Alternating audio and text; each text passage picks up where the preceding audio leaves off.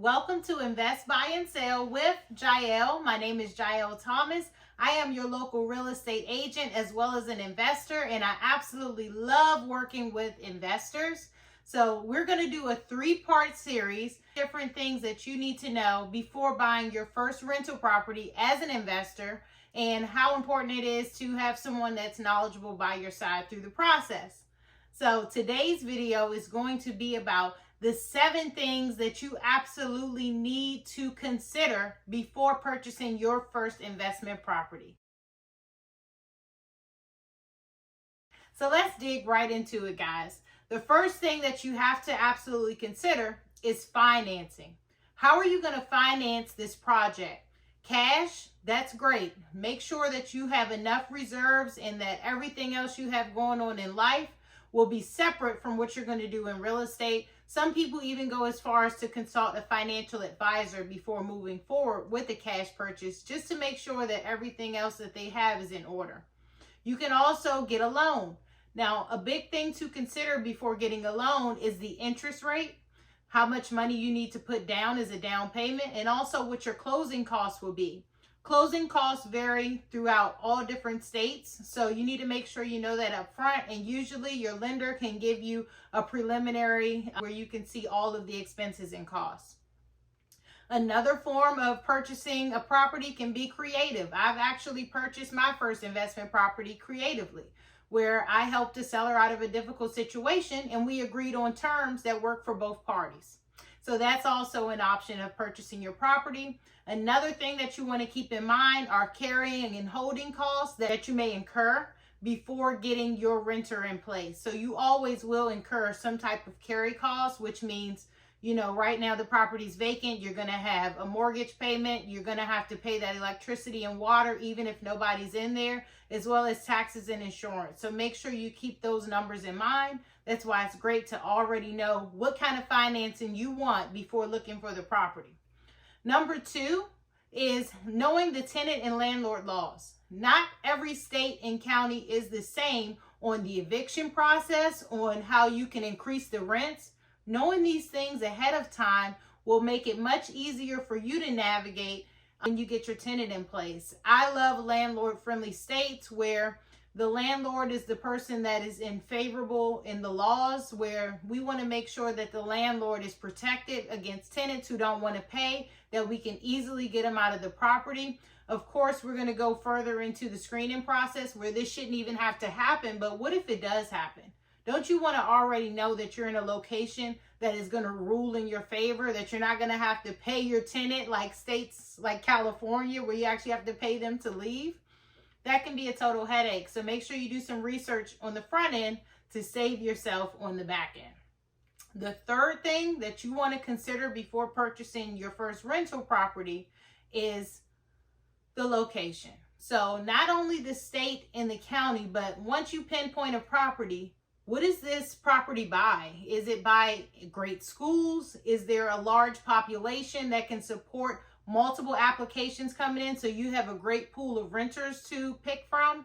Are there jobs in the area? Is it a place that people absolutely want to live and love to live? Also, you want to consider if you're near public transportation, because you also don't want to count out people that may not have their own vehicle at the time. So these are some great things to consider, especially if you're going to do a long-term rental. If you're thinking about doing a short-term rental or mid-term rental, you may want to be in a place that people like to vacation, near a hospital, an airport, or something of that sort where traveling professionals will want to come, as well as people who are taking a trip.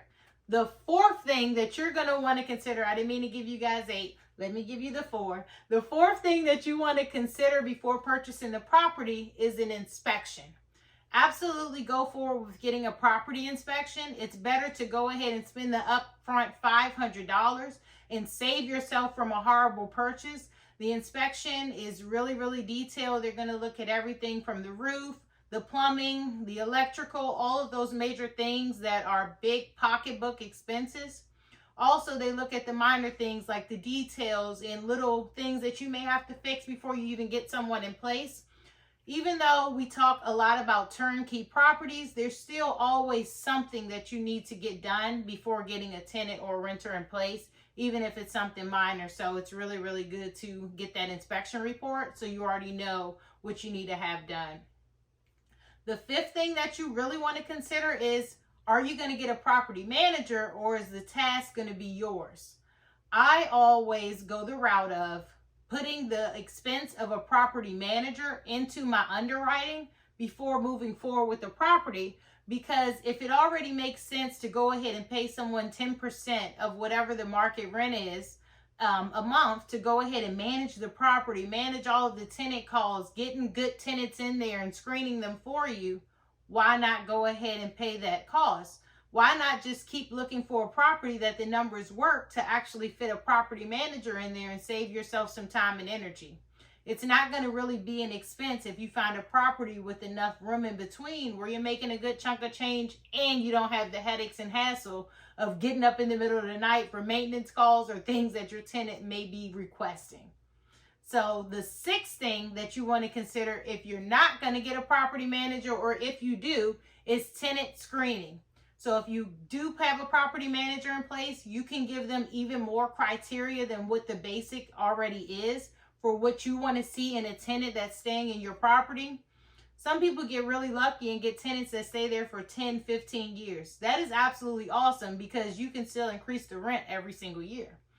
Now, if you decide not to get a property manager, I'll give you some rules of thumb of what you should look for the tenant screening process. So as a real estate agent, most of the time we want to see 3 to 3.5 times the amount of income that they make towards what the rent is. So if the rent is $2,000, we want to see that they're making at least $6,000 or $6,500 every single month.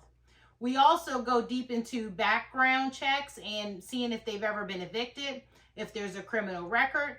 We also want to know what their debt is. So if they have huge balances of outstanding debts, it's not really a great idea to just consider what the rent is and what they're bringing in. You also have to factor into some of the debt that they have to pay every month, also a car note. So you really want to dive deep into what expenses the person has before bringing them in, and also the work history. So you want to make sure this person has had a solid job for a good amount of time. You want to make sure that the job is reliable. You want to actually go on the company website, get the number, call and ask for whatever reference they gave you to make sure that they actually work at that company. So do not be fooled by the old tricks.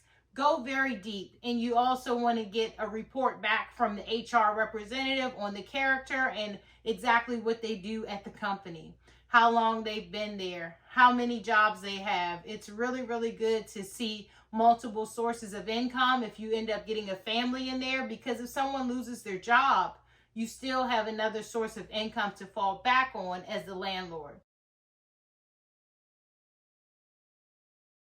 Number 7, exit strategies.